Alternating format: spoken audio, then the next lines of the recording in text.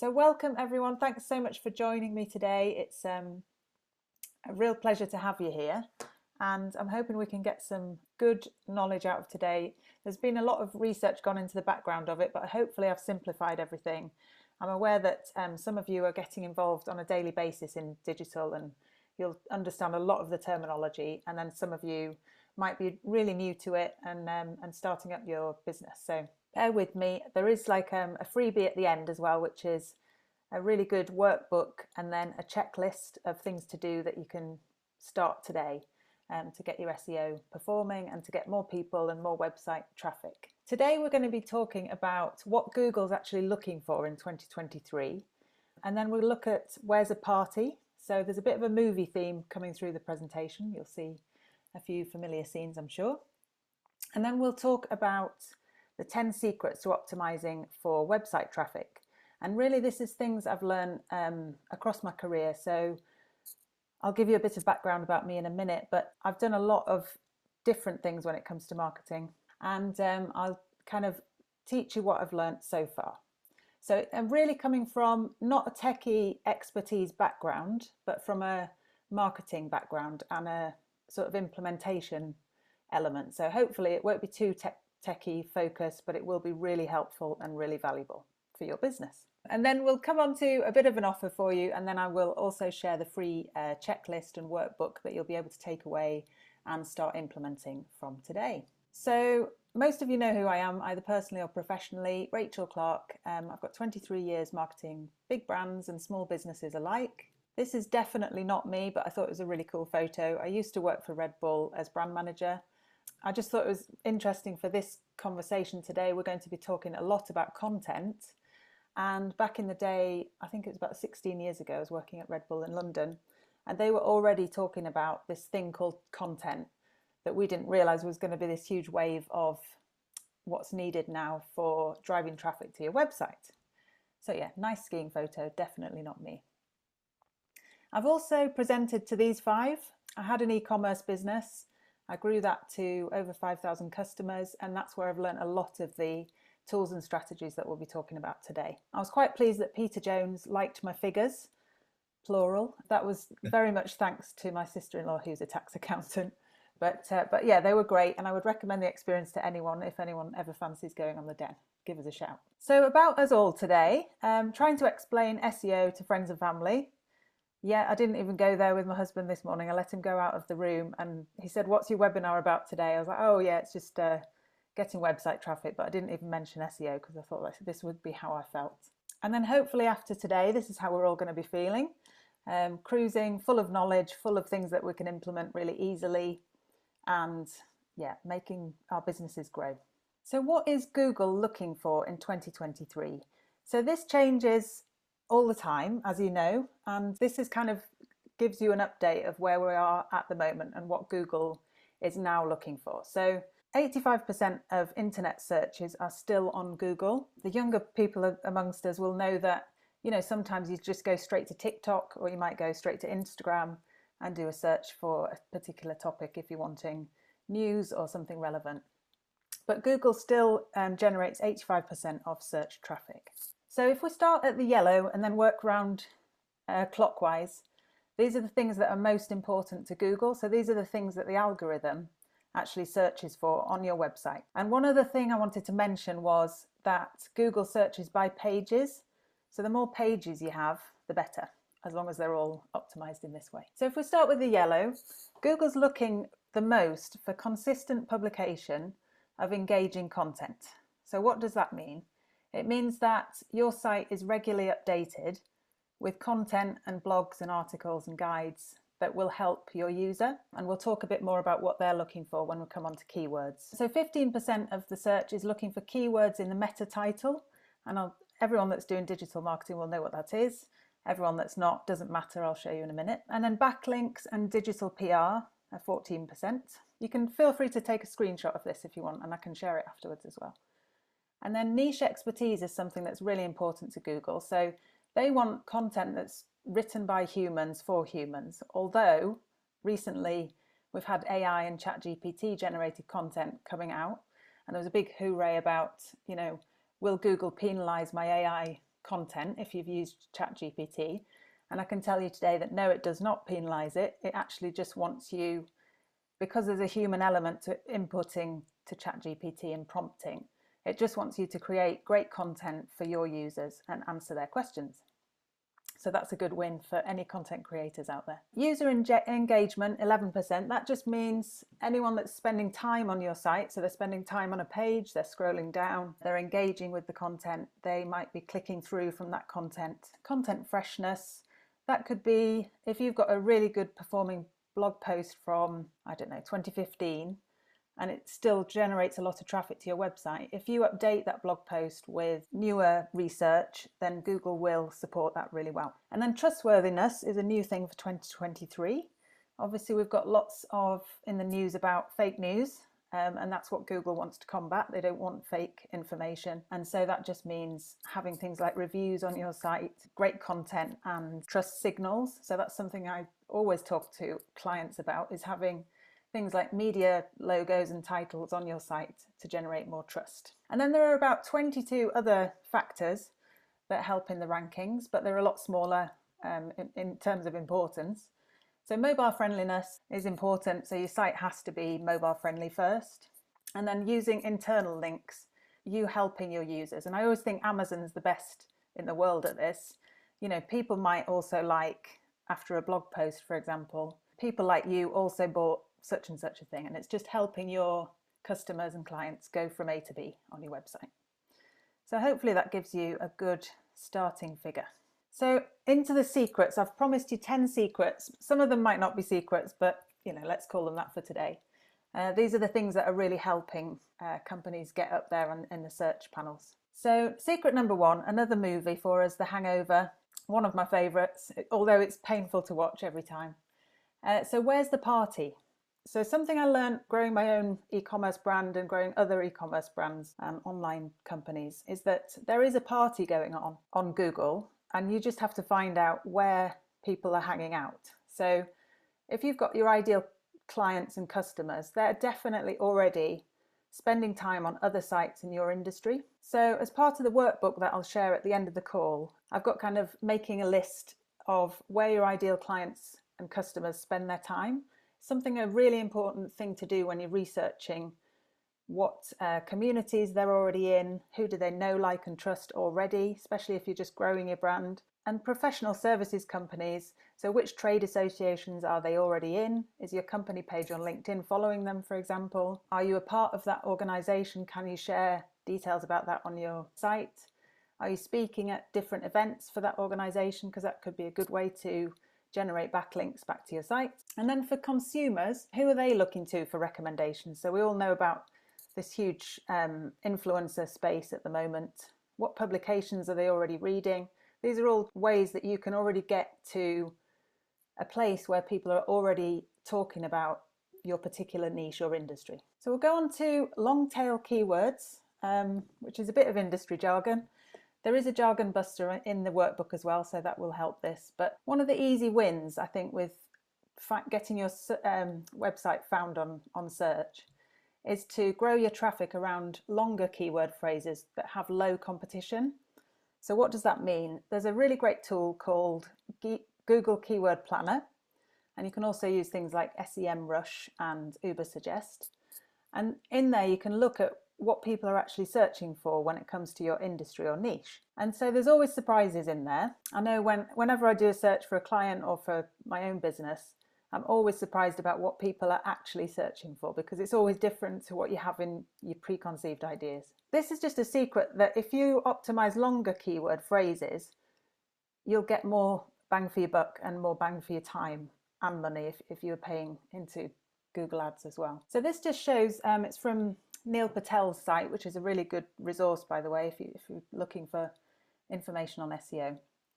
But it just shows search demand for a term like marketing, which would be like one keyword, and then search demand for a term like digital marketing with the best ROI, return on investment, which would be a longer tail keyword. And you can see the conversion rate of that longer tail keyword is higher because the intent behind the search is much more, they have much more intention of either buying from an agency or looking for that particular information. So just an action for us all would be to think about the places that you might be trying to sell or selling your services or products, and think about adding into that either specific places like place names. So if that was for me, I would add in Selby or York or Harrogate or Leeds, and that would generate a much better conversion rate for those people that are searching.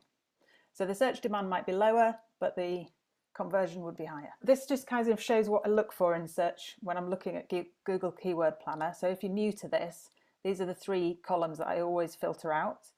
So it gives you about 10 columns, but you don't need them all. So the way Google looks at things is it shows you how many searches people are doing a month in the UK, and then it shows you the competition. And what you ideally want is a high amount of searches and a low amount of competition.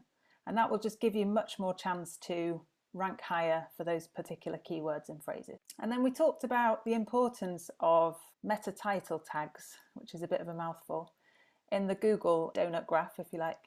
And that's 14%. So it's really quite important that you optimize each page on your website for these titles and using those keywords that you find. And so this is what that looks like. This is what they look like when they come up in search, and you'll be very familiar with those. So secret number 3 is using Google Analytics and Google Search Console. So these are 2 amazing tools. Most of you will be familiar with the back end of analytics because you probably have it already on your website if you're running any ads.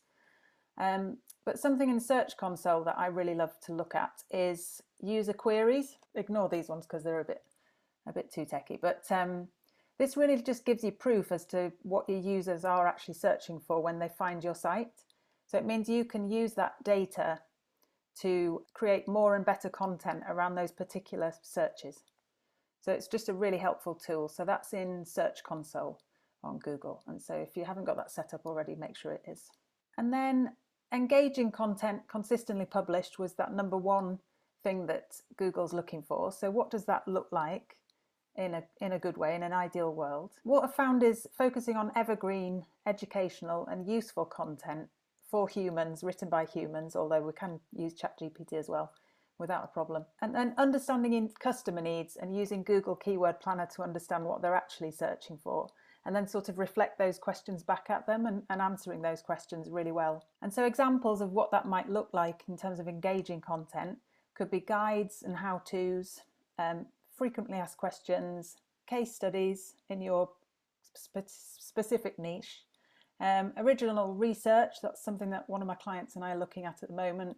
Best of lists. So that's a really great way to mention potentially competitors, but also to get people seeing you as the industry expert. So you can actually link out to other trade organizations, competition, and get those searches ranking to your website instead of everyone else's. And then opinion pieces and news articles are always going to be good, and that will really help you position your company as a niche expert, which is what Google is also looking for. So mini recap, is everyone okay?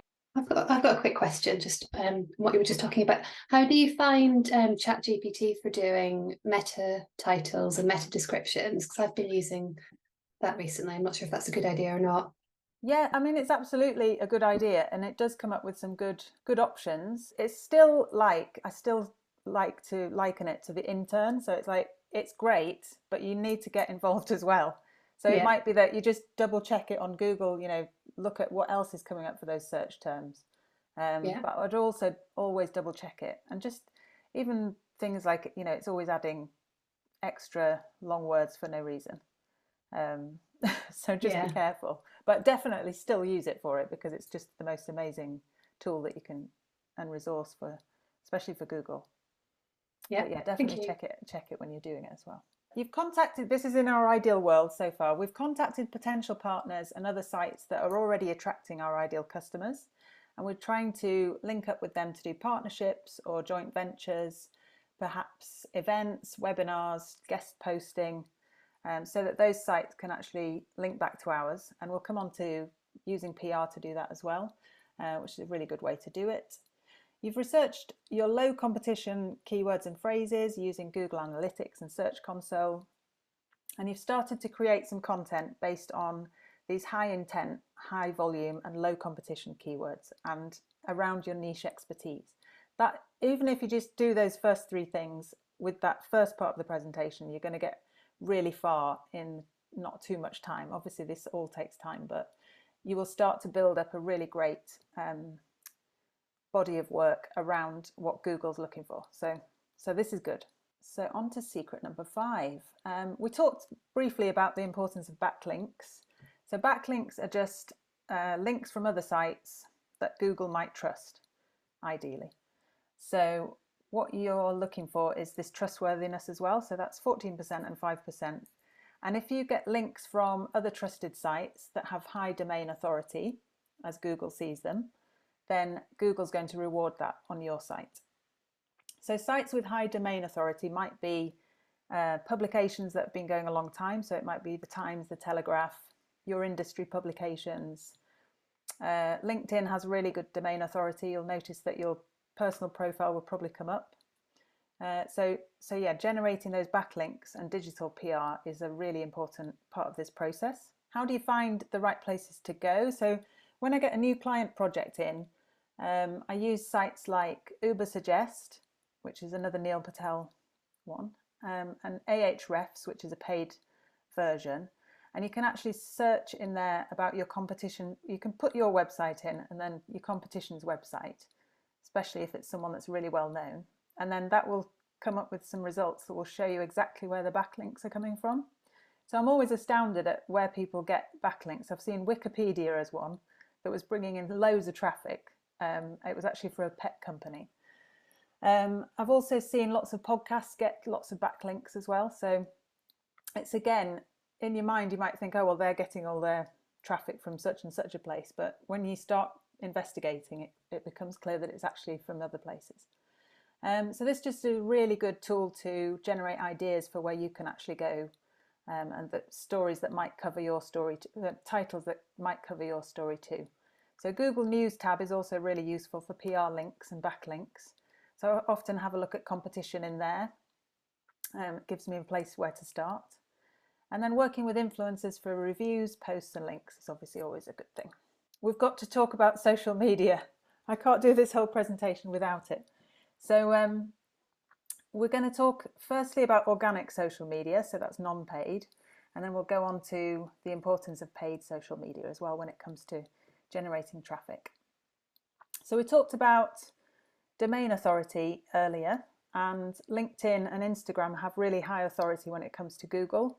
So if you're, and Twitter does as well, X should I say, if you're posting on there regularly and if you've got your profiles all optimized with keywords, then that will really help as well in terms of search. So if you've got a big team, make sure all their profiles on LinkedIn are up to date, because that will actually help with your search results for your company.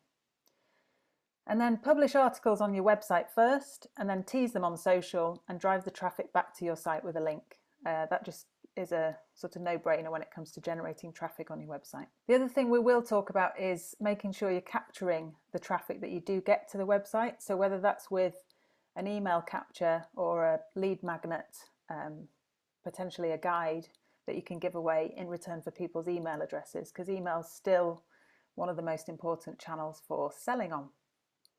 And then a top tip with social media, which any of you that are doing it all the time will know, is just use your insights. So make sure you have a look at what's working in the last 90 days and do more of what works best. And then paid ads, this is something I'm quite passionate about. I do lots of it for different clients, and I've done a lot of it for my own e-commerce business, and it was one of the things that really lifted that into the next level. So paid and search ads. So you can do like paid ads on search, so Google ads.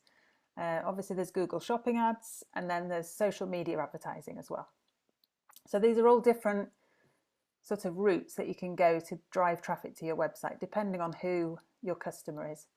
So that might be, if it's a professional services organization, you would definitely look at LinkedIn ads over Instagram ads, for example. So the benefit of paid ads is that it's really quick in terms of traffic generation. The downside is you can waste a load of money doing it if you're not capturing those leads when they get to the website. It does require continual reinvestment, and it's got to be done effectively for conversion. So when people get to your site, either they're buying that thing on the product page or they're becoming part of your email list. And that's really important in terms of converting them and then taking them off paid social and they're onto your email list, and you can build that relationship then in a much more personal way. So landing pages are really important if you're driving ads to your website. That doesn't necessarily mean it's your home page. It should be like a specific landing page that reflects the advertising and reflects the design of the ad as well. So include great content and design it for click-throughs. So yeah, I've talked a little bit about, oh, just look at Meg Ryan, bless her. I've talked a little bit about email lists, and you can probably tell I'm quite passionate about getting people on your email list because it's still one of the most cost-effective ways to sell. So it's a brilliant way to keep customers and leads warm and clicking through to useful content on your website. And remember, keep giving before asking for the sale, but remember to ask for the sale. So if you're an e-commerce site, it will be pretty straightforward, but with a professional services firm, it might be like a longer lead time to the sale. And then just always remembering that user experience on site matters. So it's okay paying for traffic, it's okay doing all this SEO work, but where are you driving them to? And does it make sense for them? Is it answering their questions? What do you want them to do next? So give people an action to take.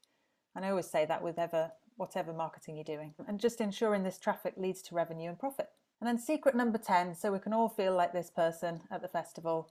Don't forget to enjoy the journey. SEO and driving web traffic does take time, and it is a system that takes time. So think about the power of compounding as you build your strategy over the next year. I'm always here for questions. Imagine if you had better keywords, more quality people clicking, and better backlinks starting today. I have a little offer for you. So I'm offering today the 90-day traffic boost service. It's actually a limited time offer, so I've got a special price because you guys are here and you attended. So this would include 90 days, so that's 3 months of everything we've just talked about, really. It's looking at your keyword phrases, researching them all, using Search Console and analytics, and doing an audit to find your top performing pages and opportunities. It's creating 3 pieces of cornerstone content around your keywords and publishing those articles. So that would be minimum 1,500 words each. It's almost like an industry guide. And then it's optimizing your images and alt tags, which is really important as well, and having those meta titles optimized for keywords. So usually for 3 months work, that's £5,500. And today for you guys only, it's £4,950. So I just wanted to give you that as a little offer. Don't forget, I can also help with paid ads on Facebook and Instagram especially, and sales funnel and creative setup, and then digital PR and backlinks, getting your business in the media. So what we have learnt today is what Google is looking for, and we've learnt where the party's at, but we just have to go and join it. And we've also looked at these 10 secrets to optimizing for traffic. And we've had a little offer, and I am going to give you all a free checklist as a thank you. So that is going to be, it's a big old document now because it's got like a glossary of everything you need to know about SEO. And then it's got a workbook. So it's got some specific actions to take so that you can improve your SEO if you want to do it yourself. And I will email that out to you all if that's okay after the call, because I was trying to get the link for it and it was just struggling a bit. So I hope you found that really useful. Thank you so much for joining. I'm going to stop the slide share. Has anyone got any questions? Oh no, I was just going to say regarding like the trustworthiness part of it, how important would you say is Trustpilot? It's really important. I mean, Google does, because that's a site with high domain authority, it's one of the things that Google will add into the mix in terms of trust. So reviews are really important. And we know as customers, when you go on to, and you saw, I think I put in that slide that had the the meta titles, some of the reviews were also showing in those. Yeah. As a consumer, you're probably very aware that if you go to a site and it's got 1-star review, you're not going to. Yeah, absolutely. So that is one of the trust signals that is really important. And there's Trustpilot, there's Judge Me, there's several other aggregators. And Trustpilot's kind of the leading one. It's just It is, exactly. very expensive. Well, that's the problem, yeah. Yeah. And also, I mean, don't neglect Google reviews as well, because they're obviously it's their own platform, so they want to see that people are using their platform. So always ask for Google reviews as well as Trustpilot ones. But yeah, absolutely, that's a really important part of the trust process. Yeah. Thanks so much, everyone, for joining. I hope that was really useful. Can I give you a bit of a reference, Rach? Because as you know, you've been helping me over the last couple of weeks, and just impressions wise, Rach has been helping me. She's been doing a bit with LinkedIn and website, and I've started my own little thing from a standing start, and over the last week I've had 12,000 impressions on my LinkedIn. Amen. And so that from a standing start, that's how it works. And I can't recommend it highly enough. Oh, that's fantastic, Richard. Thank you so much. Damn it, I didn't record that bit. But yeah, it is really valuable. And also, you're all here because you know how valuable it all is. But it's just keeping up to date with it all. So yeah, really happy to help wherever you need. And thanks so much for your time today. Really appreciate it. And I will share the replay as well. And I'll share that checklist with you all in email. So thanks again. Take care. Thank you, Rach, very much. Have a great day. Pleasure.